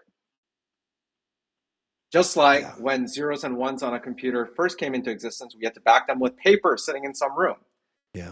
At some point, the SEC got comfortable with this idea that we don't need the paper anymore to back the zeros and ones. Okay, the same thing's going to happen to tokenized shares. At some point, we're going to say we don't have to have these zeros and ones in this centralized place anymore, which means truly, in the truest form, without mirroring or anything like that we're doing at Dinari, truly, if you own that token, you are the owner of that share, down to the ledger at the company. Yeah. And so to me, that removes all of these artificial systems that we have created to essentially control for fraud, which are actually very good things. Like we all want the capital markets to be fraud-free because we all benefit from that. But now we can do it without all these guardrails that were put into place that actually makes the ownership of that stock something that should be as easy as, this person wants it, so we should definitely just give that token to that person and they now own it. It should be as easy as that. Today it's not because we have all these guardrails that came into existence for a good reason, built on a fundamentally inferior technology from the past. And so as the regulators get comfortable with this new technology and all these features that get enabled for it, my boldest prediction is day one, everywhere you can start owning these stocks. And we're going to start seeing centralized marketplaces like NASDAQ and NYSE take less of an important role. That's my boldest prediction because a single company like SpaceX, especially if we're talking about the biggest IPO ever, right? They're going to be able to say, issue their shares on chain, and that is going to be available everywhere. And so why do you have to go through specific markets? That's what companies have to do today is they have to first list on a single market, and then they basically have to do all this other work to list on another market, another market, another market, another market. All of that is going to disappear in the future. I like it. I've got a little bit of a counterpoint here from a very active daily friend of the show. Hypothesis: tokenization will become less important as perpification of all assets takes over? Interesting. I mean, aren't perps on most of these on-chain platforms tokens of some kind? Right, but they're not tokenized ownership, right? They're ownership of a derivative contract. So I guess my vision for tokenization in general, it's actually an interesting point, right? And we don't know how the future is going to go, and there's certainly some frictionlessness to perps that I also personally enjoy. I will caveat that with another point, which is my sincere hope in tokenization of assets is that boundaries break down. And I don't just mean geographically like we talked about. I'm also talking about boundaries between asset classes. Yep. Right. So today it's like it's a pain to move your asset or move your money from one asset into another asset, whether that's debt or bonds or stock, private or public, all these things and perps. I think once everything is tokenized, it almost realizes this future that this guy is envisioning, which is maybe there aren't that many differences between perps and stocks because the market is so streamlined in between the two. That would be fantastic if that was the case. That's a win for everyone. But my vision for the future, if all of this is successful and tokenization really becomes a new infrastructure for capital markets and all sorts of asset management, is that the frictionlessness between asset classes will obviate the differences in some of these asset classes. And I don't know if that's going to be perps dominate or stocks dominate or whatever. Yeah. That's just hypothesis. But the general trend and the idea of what he's getting at is, I think, true. Man, what a day. I've got another guy here at NOCSM. No, perps have got to go. So, quite the divided crowd here today. Gabriel, thank you for spending some time with us. Congratulations on the launch, both of being very fast with SpaceXD on Hyperliquid and just getting it out, and being quick to the punch there. More IPOs to come, more tokenization of assets to come. Thanks for spending some time with us, and I was extremely insightful. Thanks, Andy. Thanks for having me. Cheers, buddy. Have a great weekend. Go Knicks, baby. Go Knicks. All right, Gabe. See you, buddy. All righty, guys. What a vibe. That guy was Giga Brain. Giga. It was just like a vibe to him, Like that was my first time ever talking to the guy. And Dinari is just a partner of the show. You guys have been seeing their ads and our daily equity segment. And dude, I don't know. Like that guy just gives me like coach energy, like very calm, collected, like smart, knows what to say. Gives me coach energy. Who does not give me coach energy, but gives me life and hope for the youth is Atan. And Atan is going to come on the show, and we're going to have a power hour. Little 2:30 p.m. Coronas by the beach power hour. So I'm going to be right back. I'm going to get Atan set up. We're going to vibe. We're going to vibe heavy. So if you guys are ready for power hour, we're going to go over charts. We're going to talk SpaceX. We're going to talk Hyperliquid. We're going to look at the numbers. We're going to make some bets. We're going to get Kalshi out. We're going to take some trades. I'll be right back.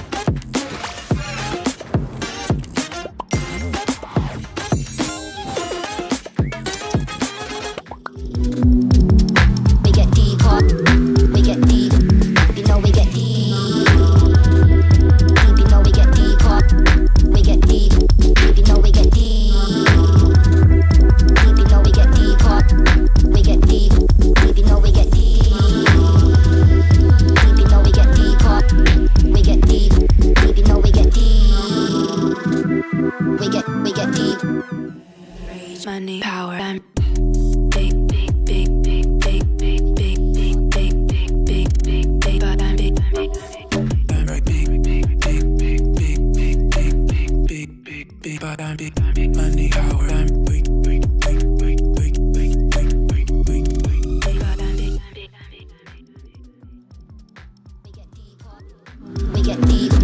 You know we get deep. We get deep, huh?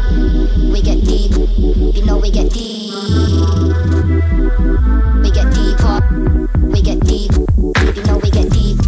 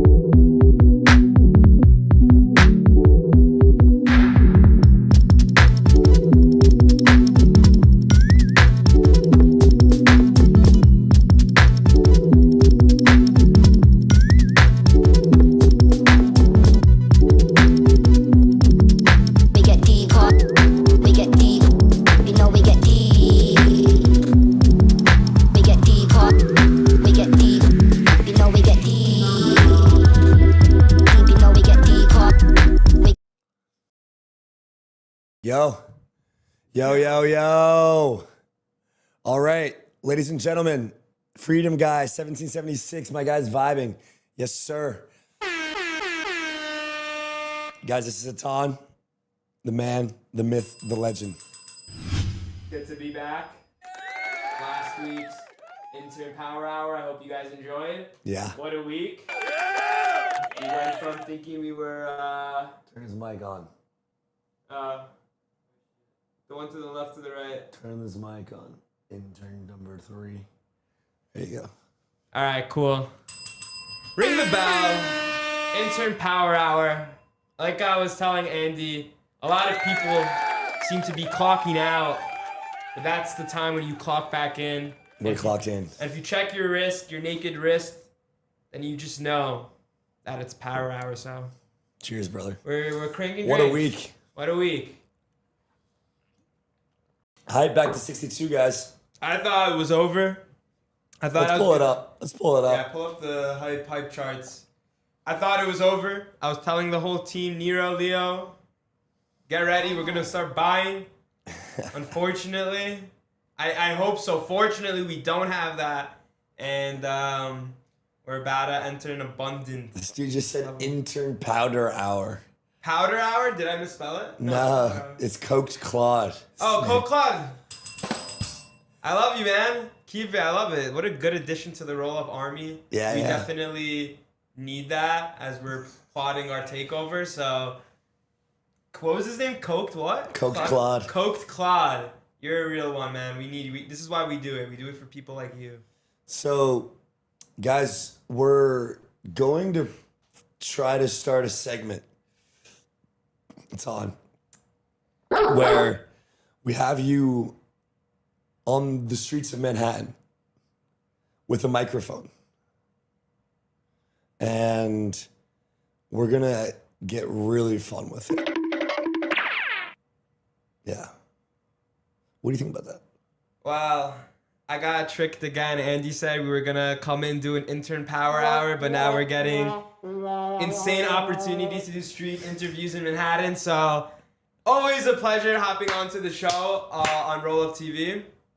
But the whole concept of street interviews, I think it is like, I think it's more like every time you scroll, even on TikTok or Twitter, you know, the line between like telling what's AI, what's real and not, it's like hard to get a good pulse on it. Yeah. And I think like the same way you saw like the meta shift from like, okay, now you have clippers and all this to get your distribution. I think just having a pulse on like what the actual people thoughts are on, and doesn't necessarily have to be all like finance, crypto, but like what is the average, you know, guy or gal in New York City going on in their finances or their thoughts on SpaceX? Did they even know? Did they even allocate 5 to 10% of their today portfolio? Would have been so sick. Yeah. Today for the SpaceX IPO, like that's would have been perfect. It would have been insane. Yeah. Like put you outside of at the NYSC or something, and all these like finance bros walking out in full suits. Like how much allocation did you get? Like yeah. ask them. How much money did you make from trading the SpaceX IPO today? Yo, a ton. W in the chat from Nansan. Hey, what's up, man? That's a legend out there. Yes, sir. Also spreading the gospel. Freedom guy's pretty excited. He's laughing about the idea of you interviewing people in the streets of Manhattan. Good. That's we literally do it for the viewers, our Rollup army. You guys have been showing up out of nowhere. Stuff's just been picking up, so you guys definitely have an input. We'll definitely be listening to their input. Sure. As we do these interviews, I think it's a great way to get a pulse because, you know, I feel like we always talk about how the notion of crypto is like, it's just a bunch of scammers, unemployed, like chuds. Yeah. But I think it'll be a great way to like dispel that and get a better pulse on like what's going on. And I think there's no better place to do that than New York City. For sure. Check this out, Tom. A man working as a welder at SpaceX for $28 an hour has just become a millionaire. Juan Hernandez came from Mexico, welded rockets for SpaceX at $28 an hour. They gave him $10K in stock when he went full-time in 2015. He bought more with every paycheck for 10 years. SpaceX is trading at $167, making his shares worth over $1 million. Wow. Wow. Shout out, was it Juan? Juan Hernandez. Shout out Juan Hernandez. I think he's able to meet Jenny Wealth after that one. But just the discipline. I feel like you always hear these stories of people just DCAing, just always seems to outperform like the average trader. So, I mean, at this point it was also SpaceX, but I think the thesis still stands like just DCA a little bit, weekly, monthly, whatever it is, and you know, if it's a winning asset like SpaceX, Hyperliquid, whatever it is, then I think long term you're really not gonna lose there. So, dude, so GeoNet is up 85% this month. Wow, I remember he was on the show. Yeah, Mike was on. Mike, yeah. Wow. Cost money. What else is going on? Knicks. Here's inside a taxi cab that the Knicks fans smashed up last night. Carnage, man. Carnage in the streets. No one's safe. Dude, tomorrow's going to be insane. Yeah. Win or lose.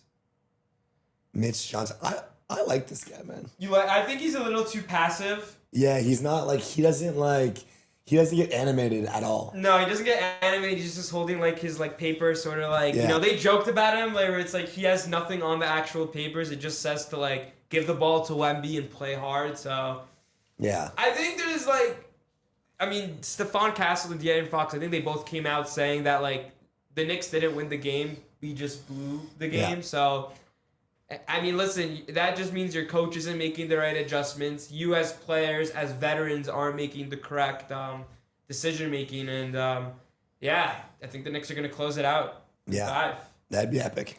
I mean, yeah. I missed my calling, welding. Who knew?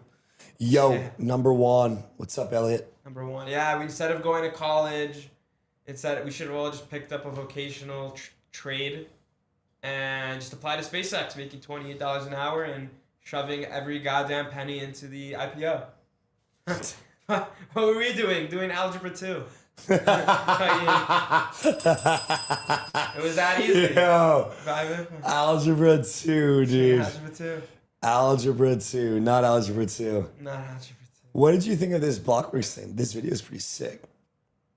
I actually I didn't see the video, but I was listening to Jason had to say, and it was very insightful. Where it's like, although it's like two very similar companies, they both had like their different like niches. Where like one went wide and one went more like deep with the data they gathered. Yeah. So I think if they by combining those two, and like they compared it to like Moody's and S&P, like Morningstar, a lot of these rating companies and data. I think and it goes hand in hand with what I was saying with like how do you legitimize an industry? It's by like moves like this. Yeah. I think moves like this legitimize the industry where, if big money does want to allocate money, they're going to want to see this data. They're going to want to look into the numbers, spreadsheets, and rightfully so. Yeah. Rightfully so. Yeah. This is on the timeline. Timeline has not been so spicy, but I think that's due to like the SpaceX. It's just been all SpaceX. You heard Jason, he was like, dude, we launched our announcement on the day of the SpaceX. Awesome segment. Thanks, Rugrat. GeoNet Prime mooting to Helium Mobile fallout. Disaster of a chart. Algebra 2 flashbacks. What happened to Helium Mobile? Didn't Helium Mobile sell? Yeah, didn't they sell? Didn't they sell Helium? Search it out. I don't know what They sold they sold something. Oh my God. That's just down only. Bruh. That's just pure red light therapy. Wow. That is rough. I didn't realize it was that bad. That is pretty bad. I mean, every asset in this industry is pretty down bad, so I guess the only thing we do is drink to that, so drink one out for Helium. Yeah. Drink all for all our fallen L2s, whoever it is. We're still rooting for you. It's not too late to dump your bags and just hop on the hype PURR wave. Yeah, it's not too late, so if you haven't been watching the show, I mean, I don't know what you've been doing. Like for the past month. Dude, for so long, this entire show has just become Hyperliquid. And reminder, we're not being paid by Hype. I love all our sponsors. Thank you. Send us the best merch, but Hyperliquid, Jeff. Send us some like merch, honestly. That's it even. For sure. Listen to me. Yes, merch is appreciated. Noble Mobile from Andrew Yang. Oh, so Andrew Yang bought Helium. Sick. Guy's a pretty big Chad. That's the guy who like always gives out his like X-stimmies. Bro, are you kidding me? What happened? SpaceX Perps Hyperliquid Protocol trading on CNBC today. Oh, I saw that. Shamus go on Shamus' Twitter. He quote retweeted that guy. It was mad funny. You gotta like do it. A bit more succinctly said than my tweet, bro. Yeah. Bro, it's called Price Discovery. Yeah. Bang. Retweet that. And this is what, day one? What's like the open interest alone on Hyperliquid is like $250 million with a B.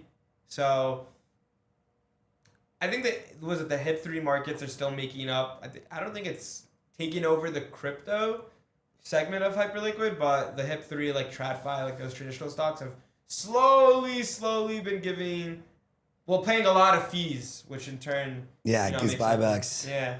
Dude, yeah, look, the OI is still at $250 million on the SpaceX. Alone, and that's just SpaceX? Yeah. Wow. Yeah. Isn't it crazy that oil, that 1/10 or 10% of the oil trading is done on Hyperliquid compared to the largest oil trading venue by volume? It's pretty insane. Well, I think the war definitely escalated that with Iran. Yeah. Like, especially they went to war Friday night, and now everyone's like, holy crap, I'm sidelined. Oh, wait, there's Hyperliquid. Erica says, after years of intensive training, Ilya is a seasoned photographer now. So funny. There's slang. Wow. In volume, SpaceX outpaced ETH. That's not good. Isn't that crazy? ETH is looking rough here, isn't it? It's looking rough. So I how like about this tweet. How about this Elon is a trillionaire thing? Wow, I read this tweet. You could go through it, but I really like what Eric said. It's like, first of all, I don't think he's truly a trillionaire because like it's just like if I went to go sell a meme coin and I have like on chain 10 million and I try to do it, I'm probably gonna get wrecked by slippage and end up with probably 800K. Yeah. Probably even less just based off slippage. But I'm sure like the stocks are more liquid, but I'm sure like if it's a trillion, then I don't know. He's probably like a third of that, realistically. What do you think? Yeah. You think he can get 300 billion out of his trillion? It's like a third, probably less. I don't know. Yeah. That's to the experts to quantify. Look at this tweet 6 minutes ago. I can attest that the Rollup live streams are not using a virtual background. Yes. This view is really hard to put together. We put like film on the windows so it'd be even nicer for you guys to see. You could see, I feel like we've never even done this. Like, it's so beautiful. You can see New Jersey, the Freedom Tower. Like, if you were playing ever the Spider-Man games, like, this is literally what you're going through. Like, you could literally come see the roll-up office in Spider-Man. Like, you can't make that up. Like, Time to resume up only. yes. James is such a giggable. I love James Capital Flows. The whole team there. Strong week for Aave V4. Top asset, Frax USD. SpaceX is dumb, but Tesla's been valued at some insane, unreasonable price for 15 plus years.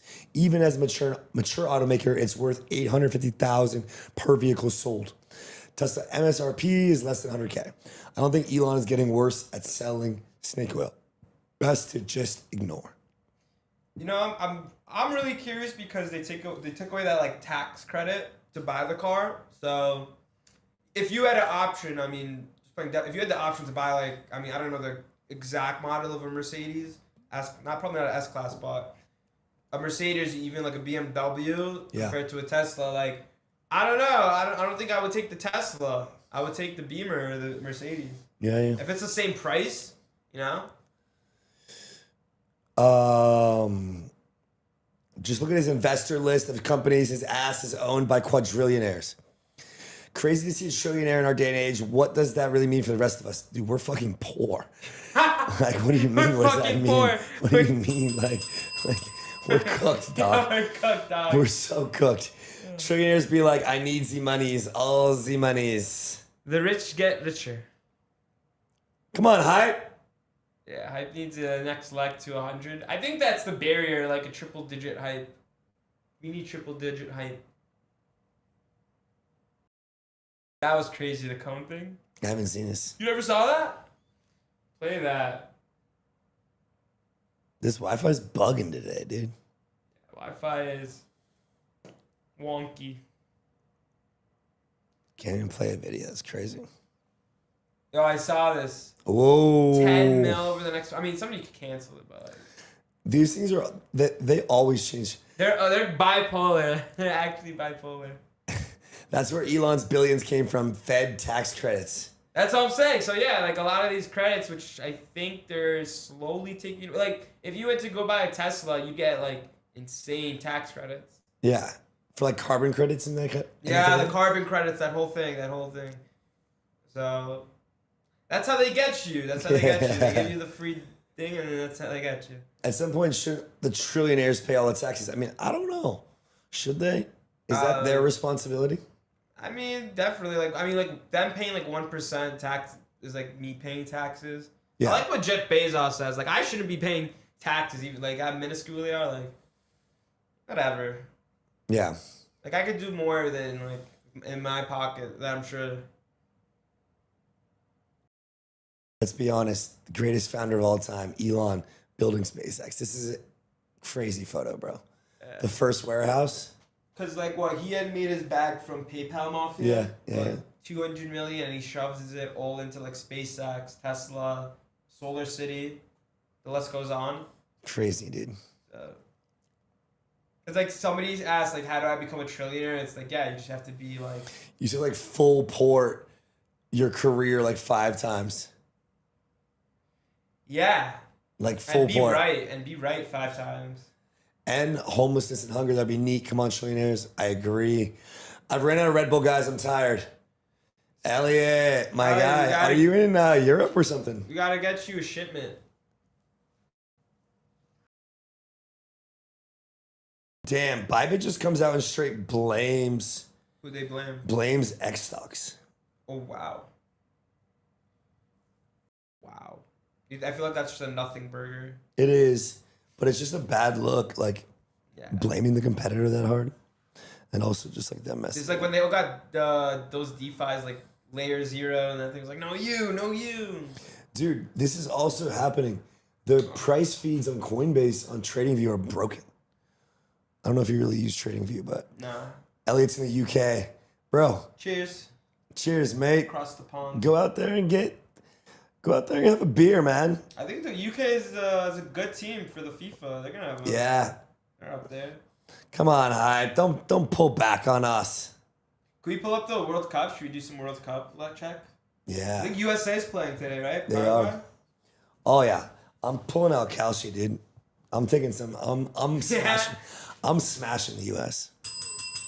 Let's go. Pulisic. You need Captain America. That's my guy.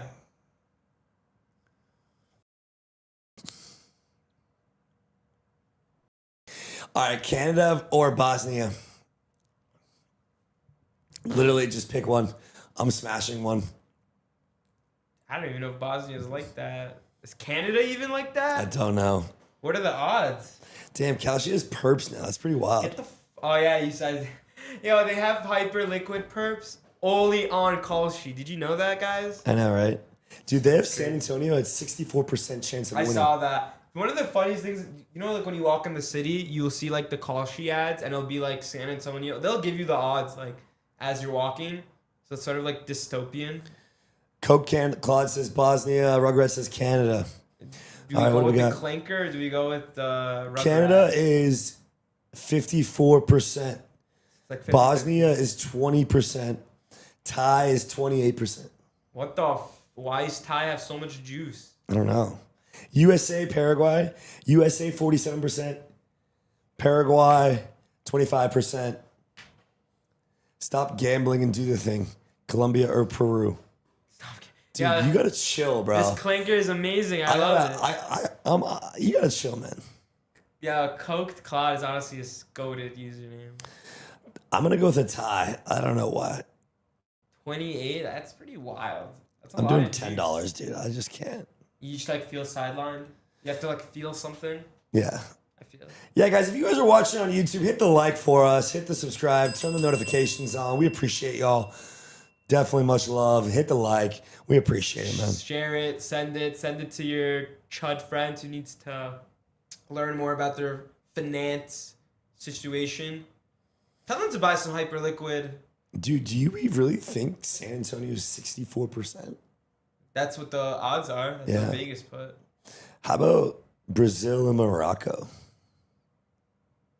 Brazil for sure, right? Brazil 59%.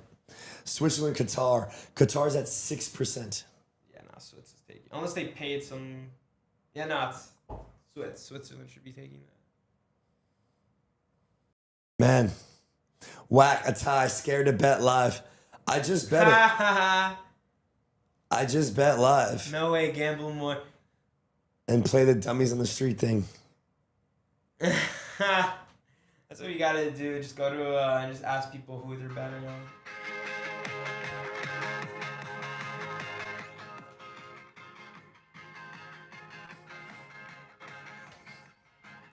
It's Summer Friday in New York City. This is generational.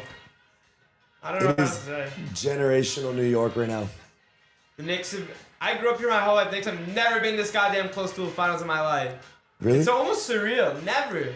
The closest thing we had was Melo taking us to the second round, and we got beat by the Pacers because of Roy Hibbert got some crazy block. Shit's ingrained in my head. PTSD. All right, guys. What a week, man. What a week. Can we get W's in the chat? W's in the chat. Guys, if you're watching on YouTube, throw us a like, throw us a sub. What a week. Up, down, sideways. Curveball. Up, down, sideways. We're doing Fibonacci's. Guys, Robbie, Intern Power Hour. Is that the Robbie Rollup? Let's go. Go Knicks. W's in the chat. NOC, we appreciate you, man. You're the man. Taste these W's. Freedom Guy, appreciate you, man. Go Knicks, man. W's in the chat. W's. W's. Guys, thanks for rocking with us this week. You know where to find us. Monday, 12:30 p.m. Eastern. From the financial capital of the world, the Nest, the tokenization tower. We're going to have a ton in the streets of New York next week. All 5 boroughs. Next week. Borough. Next week, a ton's going on the streets of New York. Yeah, I don't know if you guys are ready for that. I hopefully we get a coked clinker with us somehow. W's in the chat. What a week. You're watching the Rollup live from the Tokenization Tower. Intern Power Hour to end the week. Happy Friday. Happy Friday. Grab a drink. Go outside. Touch grass. Beautiful day. Top of the world, never better. 77th floor. I mean, come on. People got jet skiing on the river, on their boats. I'm going to show you guys what we're working with here. Let me just show you guys a little bit better.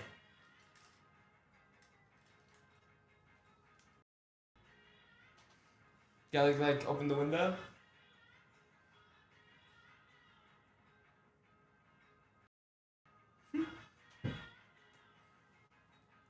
'77th floor. You gotta pop that thing open. Yeah, you gotta show. Move all the books. Check this out, guys.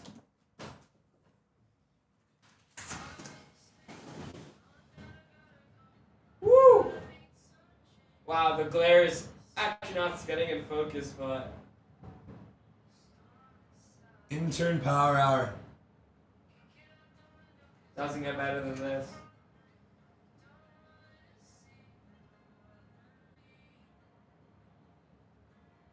Check that out, guys.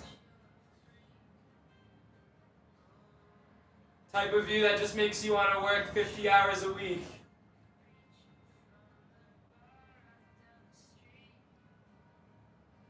Statue of Liberty. Look at that, guys. Freedom Tower. Statue of Liberty. Madison Square Garden is literally a block over. Guys.